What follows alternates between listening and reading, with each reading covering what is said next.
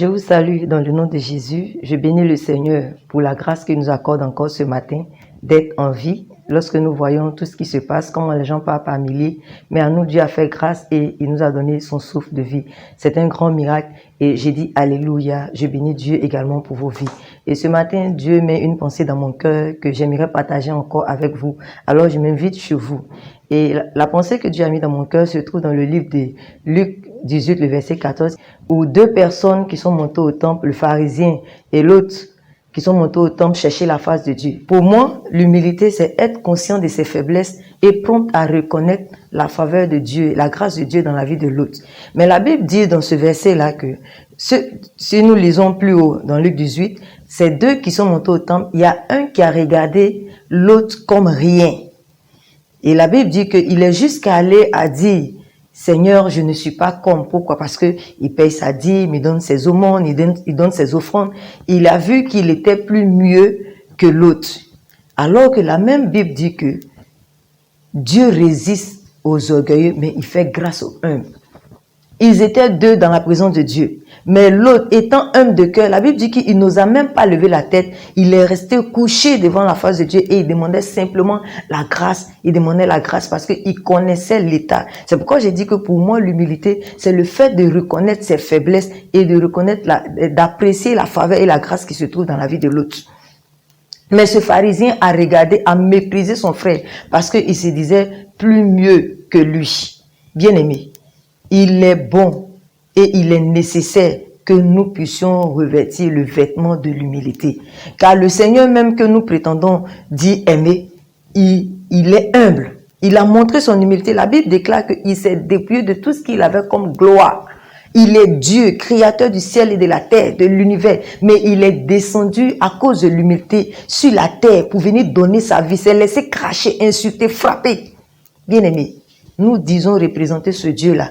Mais nous refusons d'être humbles, de montrer la nature de ce Dieu d'humilité-là. Regarde le père de la foi, même Abraham. Il dit, je ne suis que poussière. C'est-à-dire qu'il sait que sans Dieu, il n'est rien. Bien aimé, c'est difficile aujourd'hui de trouver des enfants de Dieu humbles. On pense qu'on peut tout de par nous-mêmes. Non, ne disons pas, on n'a pas l'habitude de citer ce verset qui dit que si je vis, ce n'est plus moi qui vis, c'est Christ qui vit en moi. Alors si Christ vit en nous, c'est ce même Christ-là qui vit dans la vie du frère, de la sœur. Donc, tout ce qu'elle peut faire, c'est Dieu qui fait ça au travers de nous. Pourquoi mépriser la grâce et la faveur de Dieu qui est dans la vie de l'autre? C'est le fait simplement de ne pas être humble. Alors, je viens ce matin pour encourager quelqu'un. À nouveau que nous puissions revêtir le vêtement de l'humilité. Le fait que nous manquons d'humilité est en train de perdre beaucoup de personnes. Parce que aujourd'hui, tout le monde, beaucoup de personnes, surtout ceux qui ne sont pas humbles, pensent qu'ils arrivent à réaliser, à faire de par eux-mêmes. Bien aimé, non. C'est pas de par toi que tu peux faire, c'est seulement la grâce de Dieu. Car nous sommes dans la nature pécheresse. Sans le Saint-Esprit, nous ne sommes que l'ombre de nous-mêmes. C'est pourquoi nous devons être humbles. Humbles de cœur, humbles d'esprit.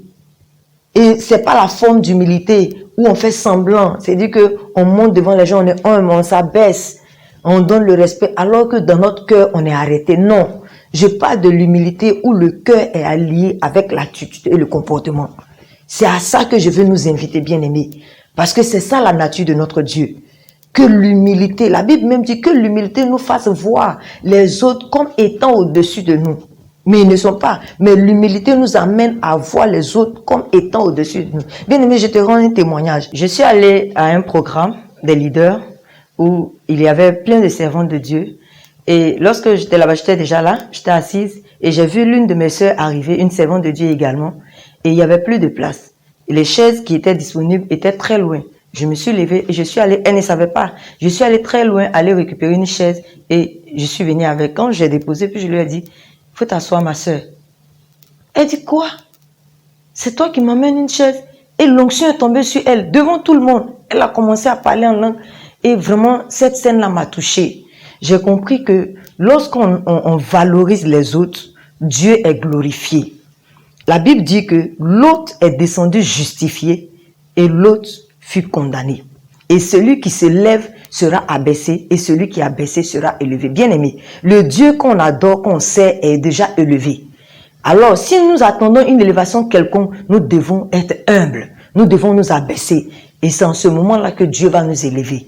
Je suis là encore pour t'encourager à revêtir ce vêtement d'humilité. Si tu l'as, il faut garder cela. C'est un bien, c'est une valeur sûre. Et si tu l'as pas, il est temps de rechercher l'humilité, car c'est très important. Lorsqu'on est humble, Dieu nous élève. Lorsqu'on est humble, Dieu nous positionne. Alors, c'est sur ces quelques paroles que j'aimerais t'encourager, bien-aimé, à penser à cela. Très important, apprécier la grâce qui est dans la vie des autres, c'est être humble de cœur. C'est élever Dieu dans la vie des autres. Que Dieu vous bénisse et à très bientôt. Merci.